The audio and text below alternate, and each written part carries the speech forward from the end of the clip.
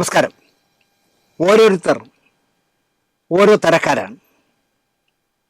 ഞാൻ ചെയ്യുന്നത് പോലെ പറയുന്നത് പോലെ വേറൊരാൾ ചെയ്യണമെന്ന് ശഠിക്കാൻ പാടില്ല. എന്നാലും ഞാൻ പറയാറുണ്ട്, പലരോടും ആണായി ജീവിക്കട, പെണ്ണായി പോരാടണം എന്നൊക്കെ. പലരും കരുതുന്നത് ഇവൻ എന്തിനാ ദിലീപിനായി വക്കാലത്ത് എടുക്കുന്നത് എന്നാണ്. എൻ്റെ ചില സുഹൃത്തുക്കൾ, ചില ബന്ധുക്കൾ തന്നെ എന്നോട് ചോദിക്കാറുണ്ട്, നീ എന്തിനാണ് വേണ്ടാത്ത പുകില് പിടിക്കുന്നത്? എൻ്റെ ബാല്യം പോലെ കഠിനമായ ജീവിതാനുഭവങ്ങളിലൂടെ ജീവിച്ച് സ്വന്തം അധ്വാനത്തിലൂടെ, ബുദ്ധിയിലൂടെ, ഭാഗ്യത്തിലൂടെ പടിപ്പടിയായി വളർന്നു വന്നൊരു യുവാവിനെ ആസൂത്രിതമായി കൊടുക്കാൻ ഒരു സംഘം പെണ്ണുങ്ങൾ ഇറങ്ങുകയും അവർക്ക് പിന്തുണയുമായി പ്രൊഫഷണൽ പകയുള്ള ഒരു പിടി മീശ വെച്ചവന്മാർ കൂടെ കൂടുകയും ചെയ്തത് കണ്ടപ്പോൾ പാല് കൊടുത്ത കൈക്ക് കൊത്തുന്ന നാഗയക്ഷിമാരുടെ ചെയ്തികൾ കണ്ടപ്പോൾ ഇതല്ലല്ലോ ശരിയെന്ന് സ്വയം ബോധ്യത്തിൽ നിന്നാണ് ഞാൻ ദിലീപ് തെറ്റുകാരനല്ല എന്ന് വാദിച്ചു തുടങ്ങിയത്. ഞാൻ സംസാരിച്ചു തുടങ്ങുമ്പോൾ ദിലീപ് ജയിലിലാണ്. എനിക്ക് പരിചയവുമില്ല അയാളെ. എന്നാൽ ആ നടി എനിക്ക് പ്രിയപ്പെട്ടവളുമായിരുന്നു. അവൾക്കെന്ന് ദിലീപ് ഈ കേസിൽ ഉൾപ്പെട്ടവനുമായിരുന്നില്ല. കേസിൻ്റെ തുടക്കകാലത്ത് അങ്ങനെയാണല്ലോ. ഈ കുട്ടി ആരാണോ തെറ്റ് ചെയ്തത് അവരെ പിടിക്കണമെന്ന് പറഞ്ഞപ്പോൾ മുഖ്യമന്ത്രി 7 പേരെ പിടിക്കുകയും 6 പേരെ പിടിക്കുകയും ഈ കേസിൽപ്പെട്ട എല്ലാവരെയും പിടിച്ചു ഒന്ന് നെഞ്ചു വിരിച്ചെന്ന് പറഞ്ഞത്. പിന്നെയാണല്ലോ പ്ലേറ്റ് മാറിയത്. 3 മാസങ്ങൾക്ക് ശേഷം ദിലീപിനെ ഒരു കാലത്ത് ജീവനോളം സ്നേഹിക്കുകയും പിന്നീട് തൻ്റെ കള്ളത്തരങ്ങൾ വീഡിയോ അടക്കം തെളിവുള്ളതിനാൽ ദിലീപ് പിടിക്കുകയും ചെയ്തപ്പോൾ ശത്രുവാകുകയും ചെയ്ത ഒരു വിചിത്ര ജന്മം കൂടി ഈ നടിയോടൊപ്പം. എല്ലാം ദിലീപിൻ്റെ തലയിൽ വെച്ചു കൊടുത്തതാണല്ലോ കേസ് ദിലീപിനെ ഒഴിവാക്കിയിട്ടു. വിടാതെ ചാനലുകളും അവർക്ക് പ്രിയപ്പെട്ടവരും ചേർന്ന് പൊലയാട്ട് നടത്തുകയാണ് ഇപ്പോഴും. ഇതിൻ്റെ സൂത്രധാരക ഫാൻസി ഡ്രസ്സുമൊക്കെ ഇട്ട് 50 വയസ്സായിട്ടും 20 വയസ്സുകാർ കാണിക്കും പോലെ ബൈക്കിൻ്റെ പുറത്തൊക്കെ കയറി വിദേശ രാജ്യത്ത് എവിടെയോ മഞ്ഞുമലയുടെ ഇടയിലൊക്കെ കിടന്ന് ഓടിക്കുന്നത് വാർത്തകളിൽ ഇങ്ങനെ എല്ലാ ചാനലും കാണിക്കുക. ക്രൂരമായ ജന്മമാണ് കേട്ടോ. മലയാള സിനിമയിൽ ആണുങ്ങളിൽ ഇത്രയും ക്രൂരതയുള്ള ഒരാളുണ്ടാവുമോ എന്ന് ചോദിച്ചാൽ ഞാൻ പറയില്ല. ഹൃദയമില്ലാത്ത ഒരു ജന്മം ഉണ്ടോ എന്ന് ചോദിച്ചാൽ വേറൊരാളിനെ എനിക്ക് ചൂണ്ടിക്കാണിക്കാനില്ല. ഇതിനിടയിലാണ് വിധി വന്ന ദിവസം വിധി പ്രസ്താവം കേൾക്കാനിറങ്ങിയ ദിലീപിൻ്റെ വീടിന് മുകളിൽ ദിലീപിൻ്റെ സമ്മതം വാങ്ങാതെ ഡ്രോൺ പറത്തി ദിലീപ് കാറിൽ കയറുന്നതൊക്കെ ചിത്രീകരിച്ചത്. പത്രസ്വാതന്ത്ര്യത്തിൻ്റെ കടന്നുകയറ്റമാണ് എന്ന് LKG പിള്ളേർ പോലും പറയും. തണുത്ത വെള്ളം വെയിലത്ത് വെച്ച് ഒന്ന് അനപ്പ് മാറിയിട്ട്, തിരുവനന്തപുരത്തെ ഭാഷയിൽ പറഞ്ഞാൽ ഒന്ന് അനപ്പ് മാറിയിട്ട്, അതായത് തണുപ്പ് മാറിയിട്ട് കുളിക്കാമെന്ന് ദിലീപിൻ്റെ പ്രായമായ അമ്മയ്ക്കൊരാഗ്രഹം തോന്നിയാൽ അവരെ മോളോ മരുമകളോ ജോലിക്കാരിയോ വീടിൻ്റെ വടക്ക് വശത്ത് വെയിലുള്ള ഭാഗത്തിരുത്തി കുളിപ്പിക്കുകയാണെന്ന് വെച്ചോ. വയസ്സാകുമ്പോൾ അങ്ങനെയൊക്കെ ചെയ്യുമല്ലോ. ഈ ആകാശ ദൃശ്യം ഒളിച്ച് ചിത്രീകരിക്കാൻ വന്ന എംബോക്കികൾ ആ അമ്മയുടെ സ്വന്തം വീട്ടിലിരുന്നുള്ള കുളിയും ചിത്രീകരിച്ച് ലൈവിൽ വിടുമായിരുന്നു. ആര് നൽകുന്ന സ്വാതന്ത്ര്യമാണിത്? വിധി താങ്കൾ വിചാരിച്ച പോലെ അല്ല എന്ന് വിശ്വസിക്കുന്ന വാദിയും അവരുടെ ചാനൽ ജഡ്ജിയുടെയും വീട്ടിൽ ഇതുപോലെ ഡ്രോൺ പരത്തിയിരുന്നെങ്കിൽ സമത്വം എന്ന് പറയായിരുന്നു. ആ നടിയുടെ വീട്ടിൽ പറത്തിയില്ലെങ്കിൽ കുഴപ്പമില്ല.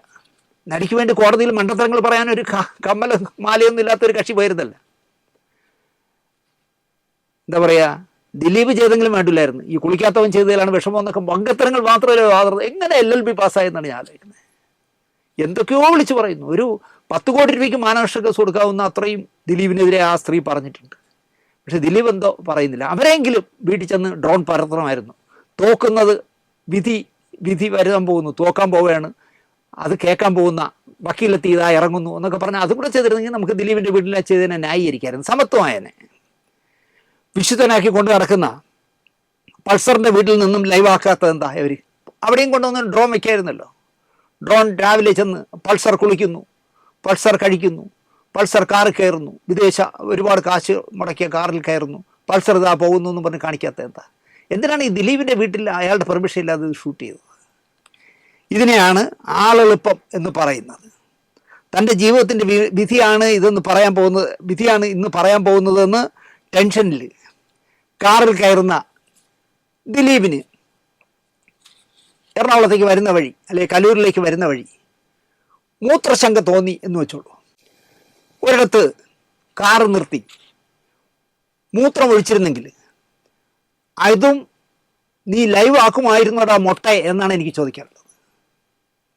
ഒരു സിനിമാ നടൻ റോഡ് സൈഡിൽ നിന്നും മൂത്രമൊഴിക്കില്ല, ഒഴിച്ചാൽ മറ്റേ ശബ്ദ കച്ചവടക്കാരി കാറ് കയറ്റും എന്ന പേടി ദിലീപിനില്ലേ എന്നൊന്നും ചോദിക്കരുത്, കഥയിൽ ചോദ്യമില്ല. ദിലീപിന് മൂത്രശങ്ക തോന്നി ആലുവയിൽ നിന്ന് ഇങ്ങോട്ട് വരണ വഴിക്ക് എവിടെയെങ്കിലും നിർത്തി മൂത്രം ഒഴിച്ചിരിക്കുമെന്ന് ഞാൻ വിശ്വസിക്കുന്നു. അതിനെ അവൻ ലൈവ് ആക്കുമോ എന്നാണ് എനിക്ക് ചോദിക്കാനുള്ളത്.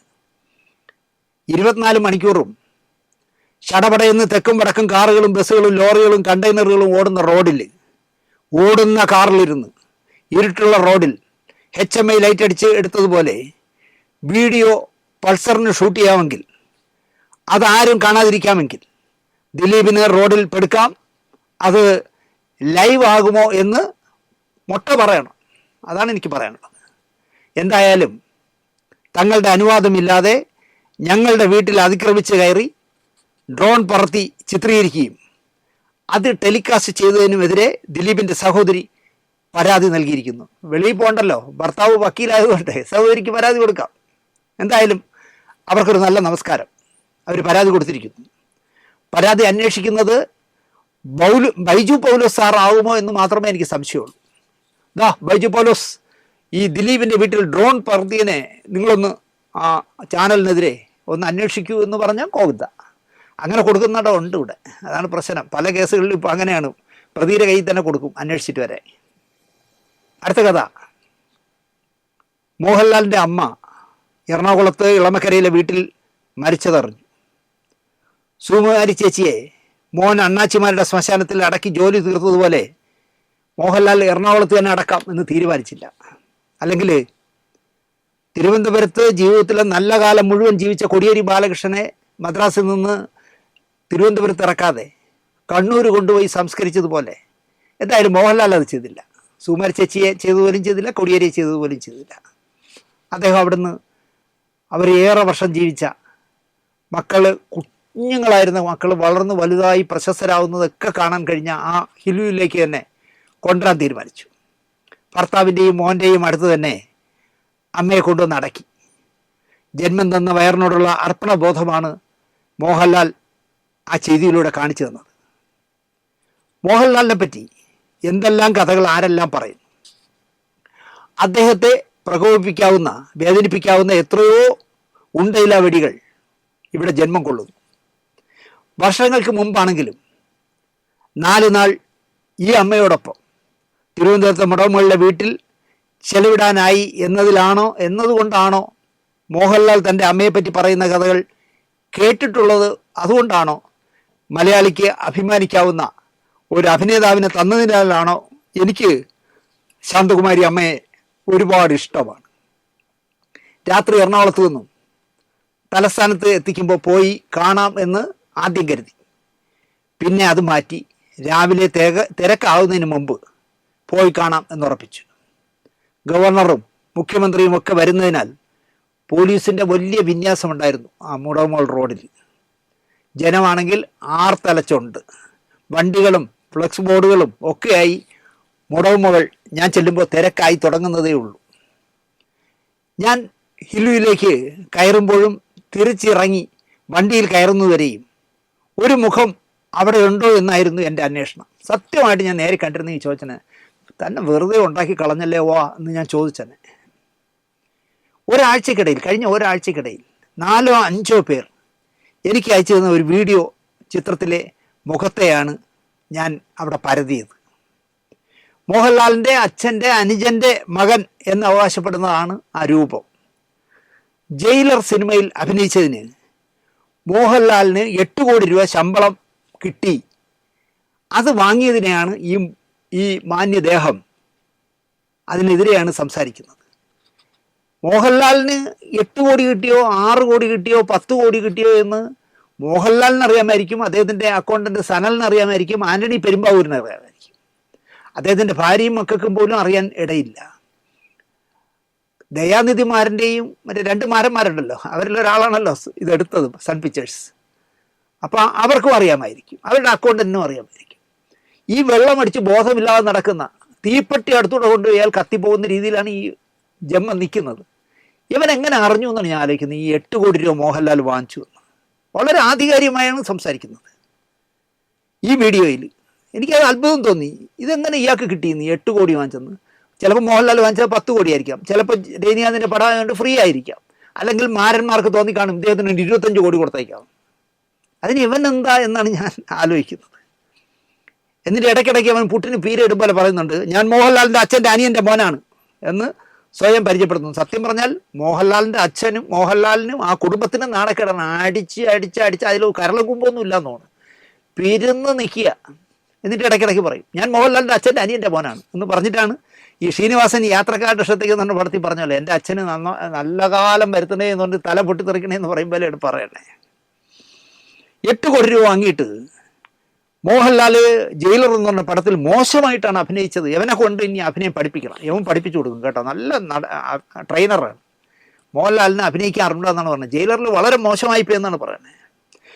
പക്ഷെ വിനായകന് കഴിവുണ്ട്. പക്ഷേ പുള്ളി മോശമായ ഒരു ജാതിയാണെന്ന് പറഞ്ഞ് എല്ലാവരും കളിയാക്കും. ആരെങ്കിലും വിനായകനെ ജാതി പറഞ്ഞ് കളിയാക്കിയിട്ടുണ്ടോ? അയാളുടെ വെള്ളം അടിച്ചു കഴിഞ്ഞാൽ കൺട്രോൾ പോകുന്നതിനെ കുറിച്ച് എല്ലാവരും പറയാറുള്ളൂ. പക്ഷേ ഇവൻ അതിൽ ജാതിയെ പിടിച്ചാണ് കളിക്കുന്നത്. ഇവൻ ജാതി ചിന്തിച്ച് നടക്കുന്ന ഒരു അലവലാതിയായിരിക്കാം. വിനായകന് കഴിവുണ്ട്, പക്ഷേ പുള്ളി മോശമായ കേരളത്തിൽ ഏത് ജാതിയാണ് മോശം? അവനവൻ്റെ ജാതിയെക്കുറിച്ച് ആത്മാഭിമാനം ഉണ്ടാവണം.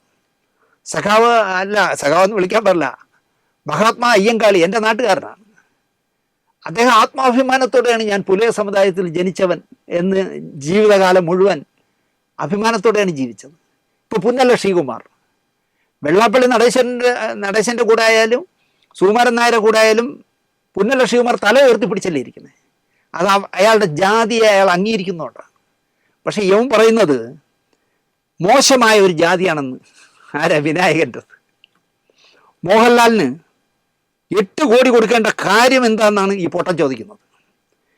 മാരൻ സഹോദരന്മാരിൽ ഇഷ്ടം പോലെ കോടികളുണ്ട്, അവർ ഇഷ്ടപ്പെട്ടവർക്ക് വാരിക്കോരി കൊടുക്കും. ലാലിനും കൊടുത്തിരിക്കാം. മോഹൻലാലിന് ഒരു പ്രസക്തിയും ഇല്ല ജയിലറിൽ എന്നാണ് പറയുന്നത്. വിനായകന് പക്ഷേ ചോദിക്കുന്ന കാശ് കൊടുത്തേ പറ്റുമെന്നും ഇയാൾ പറയും.